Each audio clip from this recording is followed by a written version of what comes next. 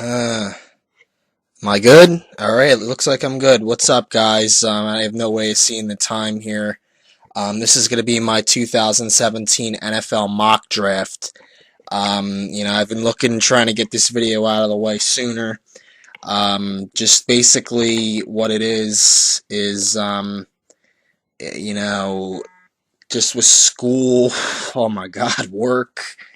Yeah, just really, taking my time with everything and then doing other stuff in between that.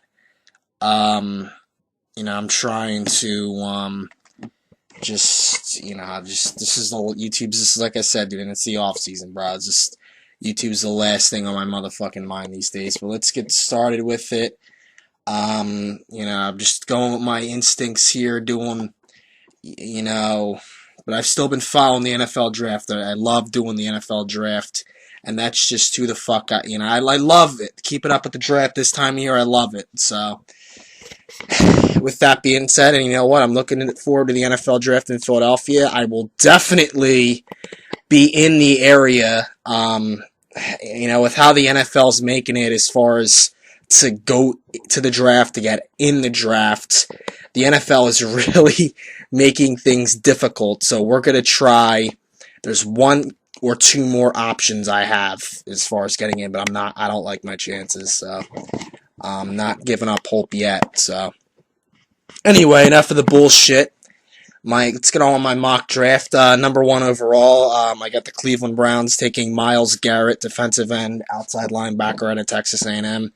The Browns could do a number of different things, to be honest with you. They got bad drafting has really put them into the predicament that they're in. I mean, every single year it seems they got 2 first-round picks, and they fuck it up. That led to basically them cleaning house last year. I do think they kind of are on the rise. With no talent, you got the coach with no. Basically it's tough to tell if he's a good coach or not because they got no talent at all on the team.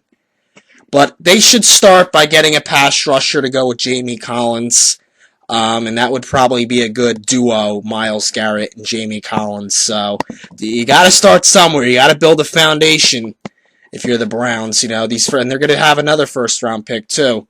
So, number 1 overall, I got them taking Myles Garrett to the Browns. They got to go.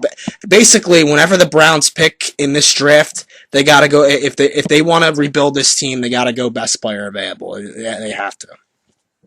So, number 2 overall, I have the San Francisco 49ers taking Jonathan Allen, defensive line out of Alabama. Allen's a guy you can plug in anywhere. 49ers should start with rebuilding their defensive line. It's another team, the Browns. Tough to really tell what they're going to do. Or the 49ers. Really tough to tell what they're going to do. The 49ers, like I said, it seems as if from that offseason they just never really recovered from losing all them guys. And now, fast forward 2-14 last year, their pass rush could use an improvement, though. So, number 3 overall, I have the Chicago Bears taking quarterback Deshaun Watson out of Clemson. They signed Mike Glennon and did something with him. Mark Sanchez, they brought him in, in case he's needed. Basically to be either an emergency quarterback or a backup quarterback. Definitely I would consider it, as the Bears would go in as, they wouldn't, have a day 1 starter. They would definitely have a quarterback competition because I do not think Deshaun Watson will start. I think he's the most talented quarterback in this quarterback class, but I do not think he's a day 1 starter. I think he's definitely going to need some grooming. I definitely think he needs to learn in the NFL, but his talent, his skill set can definitely project into a good NFL quarterback. So, and the Bears could use that based off their signing of Mike Glennon. So, 4th overall, I took Jacksonville Jaguars. It's tough, and I'm going to say this right now. I think out of the top 5, the most likely team to trade back would be the Jaguars because the Jaguars have a couple needs. The coaching is going to be different. They could really use picks, because it's tough to tell what they're going to do. I have them taking O.J. Howard, tight end at Alabama. It's tough, very tough, and I know I'm going to get slammed for this, but, it's another weapon for Blake Bortles, but really, you're looking here, they have some running backs. There's no offensive tackle worthy of being taken in the top 5, let alone top 10. Defense, they got guys, they got somewhat of a team in place, so it's tough. This is the hardest team I could have taken for them, but most likely team to trade back the Jaguars, but I had them taking O.J. Howard. Number 5, Tennessee Titans from the L.A. Rams. I have the Titans taking Mike Williams, wide receiver out of Clemson. Mike Williams, top overall number 1 receiver in this draft for sure. I think he'll fit right in on an NFL roster. You give Mariota more weapons to throw the ball to. And you know what? If you're the Titan, if your opposing defense is getting ready to play the Titans, you're getting ready to play the run. Well, they really need somebody to help Mariota develop into a good NFL quarterback and really relieve some of that pressure off that running game, because they really need talent there. This would definitely be a start for that. They do kind of have some pieces in place at receiver, but they really do need some Mariota a weapon. So, number 6, the New York Jets. I have the Jets taking Marshawn Lattimore, cornerback out of Ohio State. Tough. The Jets, had a bad season last year. They lost some guys. They really almost need the rebuilds. It looks like they're going to go, but they did lose some guys. Secondary, obviously not the same secondary it was 2-3 years ago. So 7 overall, the San Diego Chargers. I'm not going to call them the LA Chargers. I refuse to. So it's 7th overall. The San Diego Chargers take Jamal Adams, safety out of LSU. Number 8 overall, I have the Carolina Panthers taking Leonard Fournette, running back out of LSU. Panthers really need a running back, so, and you know what, Cam Newton, they really need to relieve some of the pressure off Cam Newton, so.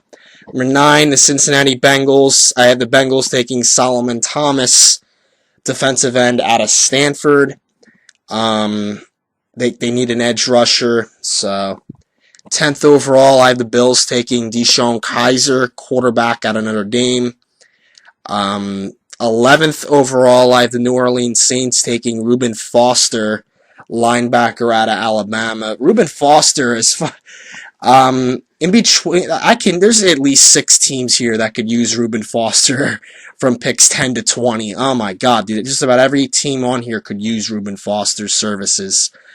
Talented player, middle linebacker. Saints really, really need help on the defensive side of the ball, though, so that would help. So, definitely, so they could land Reuben Foster. That would definitely help their team big time. So, 12th overall, the Cleveland Browns from Philadelphia. I have the Browns taking Cam Robinson, offensive tackle out of Alabama. Now, their quarterback situation, the Browns. It would definitely make sense to go here, Cam Robinson, to shore up that offensive line, which, they were down to like their 4th string quarterback at one point last year because their quarterbacks kept getting hurt. But really, what it would make sense to do was give Cody Kessler another shot, or Brock Osweiler another shot, with a better offensive line, improved offensive line. Cameron Irving really... Yikes. It looks like another pick they struck out on, but they really, offensive line should help, they should definitely improve it here, or look to improve it at some point in this draft, and then next year, if one of those guys doesn't pan out, maybe go ahead and take another one, but really what they should do, you got Cam Robinson, they should really improve that offensive line, it would help their running game, so, the Browns, like I said, they could do a number of different things here as well. So, Cam Robinson at Alabama. 13th overall, I have the Arizona Cardinals taking John Ross, wide receiver out of Washington, with Michael Floyd not panning out and no longer there. Larry Fitzgerald's getting old. I have Ross going to, obviously his speed going to Arizona. They're going to definitely look to add another weapon at some point in this draft. I would assume. So 14th overall, the Philadelphia Eagles. From Minnesota, I have the Eagles taking Marlon Humphrey, cornerback out of Alabama. I feel as if most of this I should get into in next week's video when the NFL schedules come out. Basically, just setting it straight right here. I'm not going to go into the other things, but because I know my team. But Humphrey, Eagles really need a cornerback. They really need to draft. I'm going to put it like this. They need to draft a cornerback bad. And, I like Mills, but they really need to draft a cornerback. They have not had any success with these free agent cornerbacks they've been bringing in over the years. They really need to draft a cornerback that fits what defense they want to run, and that's really what they got to do. So, especially playing in a division with all these receivers, even with Jackson and Garcon no longer there, but they really need a cornerback to really, fit into their scheme. So, 15, Indianapolis Colts. I have the Colts taking Dalvin Cook, running back out of Florida State. 16th overall, I have the Ravens taking Derek Barnett, defensive ends out of Tennessee. Barnett's a very talented defensive end, and the Ravens, you look at the Ravens, and that's a team that, really you think of the Ravens, you're thinking of defense, and they've lost so many defensive guys over the last few years. I mean, Ed Reed's no longer there, Ray Lewis no longer there, Elvis Dumerville no longer there, Timmy Jernigan no longer there, and the last guy it seems as if is still there is Terrell Suggs, who's 34 years old, soon to be 35 years old. So they really, really need to improve the defensive side of the ball. And then even what I saw last year, that Steelers game, dude. They let in a game they had to have, they let the Steelers drive right down the field on them like there was nothing to it to beat them. So they really need to improve that defense. Seriously. 17th overall, I have the Washington Redskins taking Malik McDowell, defensive tackle out of Michigan State. Redskins lost Jackson and Garcon.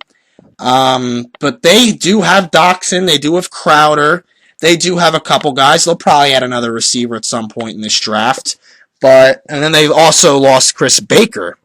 So really, I think as far as first round goes, they're probably good with receivers. And they also have a good tight end duo with Vernon Davis and Jordan Reed.